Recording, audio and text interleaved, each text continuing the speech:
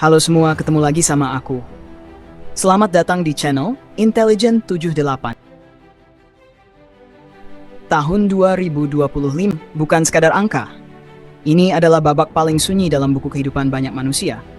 Saat dunia terus berputar, tapi tak semua orang ikut bergerak.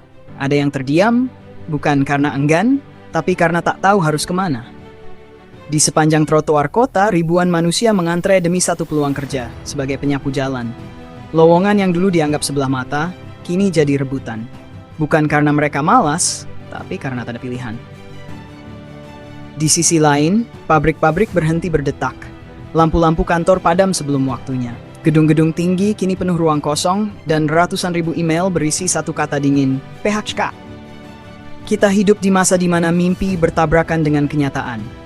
Di mana ijazah tak menjamin pekerjaan, dan semangat pun mulai kelelahan. Lalu muncul satu pertanyaan pelan, apa yang sebenarnya sedang terjadi dengan dunia ini?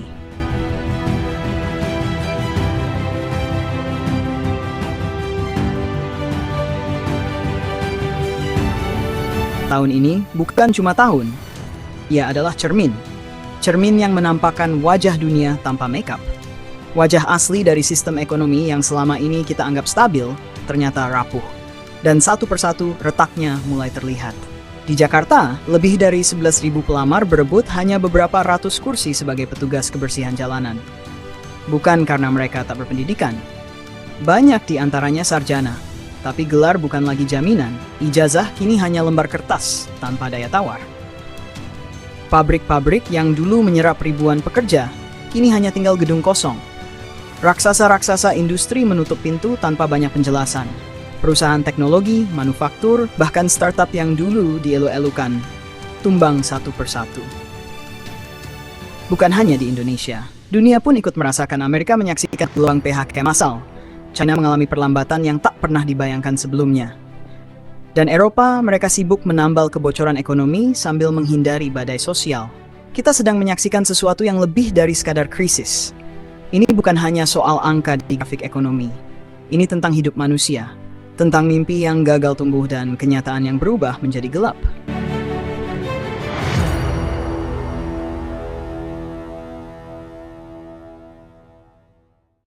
Di tengah runtuhnya harapan. Di tahun 2025, kita menyaksikan antrian panjang bukan di depan kantor startup, tapi di depan kantor kebersihan kota. Bukan demi kursi manajer, tapi demi jadi petugas sapu jalan. Lowongan jadi PPSU, tim oranye, yang dulu dianggap pekerjaan kelas bawah, kini jadi rebutan. 4.000 kursi dilamar oleh puluhan ribu pelamar. Bukan karena cita-cita, tapi karena tak ada lagi tempat berpijak. Pabrik-pabrik tak lagi mengeluarkan asap produksi. Mereka kini lebih sering mengeluarkan pengumuman PHK massal. Perusahaan besar berguguran. Raksasa-raksasa industri kehilangan napasnya karena pasar global lumpuh, daya beli mengering, dan harapan makin mahal harganya. Kita melihat lulusan-lulusan sarjana mengantre bersama mereka yang hanya lulusan SMP.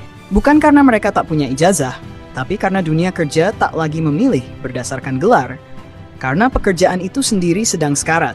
Dan di balik semua itu ada sesuatu yang lebih mengerikan dari sekadar pengangguran, yaitu hilangnya rasa percaya diri sebagai manusia. Karena ketika kerja keras tak membuahkan hasil dan peluang makin sempit, rasa percaya diri berubah menjadi beban mental yang tak terlihat tapi terasa.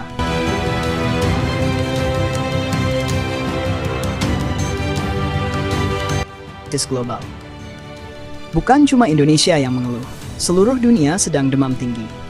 Ekonomi global bukan lagi panggung kejayaan, melainkan ladang yang kering, retak oleh utang, dan runtuh oleh kebijakan yang tak berpihak pada rakyat kecil. Amerika sibuk menambal inflasi yang merajalela, sementara rakyatnya memindahkan rumah ke mobil van. Eropa terseok-seok menjaga suhu hangat ekonomi di tengah perang yang belum juga padam. Tiongkok, yang dulunya simbol pertumbuhan, sekarang dihantui gelembung properti dan krisis konsumsi domestik. Semua negara terhubung dalam jejaring rapuh bernama globalisasi. Satu negara goyah, yang lain ikut limbung. Satu mata uang bergetar, miliaran orang ikut terguncang. Harga pangan naik, bunga pinjaman mencik, pasar kerja makin kejam, dan dunia keuangan bukannya jadi solusi, malah memperdalam jurang dengan spekulasi dan monopoli. Kita hidup di zaman di mana angka lebih berharga dari manusia. di mana laporan kuartalan lebih dipuja dari kesejahteraan. Dan ketika ekonomi tumbuh, tak selalu berarti kita ikut tumbuh, karena yang bertambah seringkali hanya.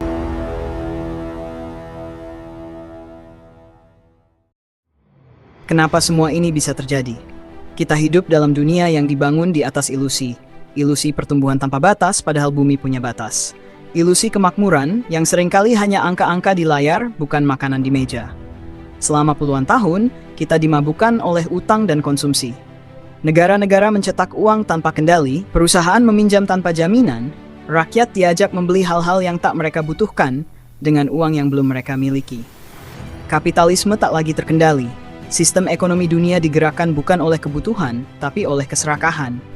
Ketimpangan melebar, modal makin menguasai, sementara tenaga manusia diperas dan dibuang saat tak dibutuhkan. Teknologi yang seharusnya membebaskan, malah memenjarakan. Pekerjaan tergantikan mesin, algoritma mengambil alih akal sehat, dan manusia dipaksa beradaptasi dalam kecepatan yang tak manusiawi. Semua ini terjadi karena kita membiarkan uang jadi tuan, bukan alat. Karena kita mengejar pertumbuhan, bukan keberkahan. Karena kita lebih memilih kemewahan daripada keseimbangan. Dan kini bumi meminta bayarannya. Ekonomi dunia mengerut, iklim memanas, dan kita semua dipaksa untuk melihat jalan ini bukan jalan yang bisa kita lanjutkan.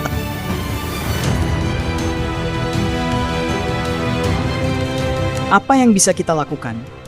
Di tengah reruntuhan sistem yang mulai rapuh, masih ada satu hal yang tak boleh hilang, kesadaran. Kesadaran bahwa kita bukan korban, tapi bagian dari sistem yang harus berubah. Bahwa kita masih punya kuasa, meski tak sebesar korporasi atau negara.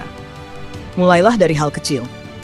Belajar lagi tentang uang, bukan sekadar cara mendapatkannya, tapi bagaimana mengelolanya, menjaganya, memanfaatkannya untuk hidup, bukan untuk pamer.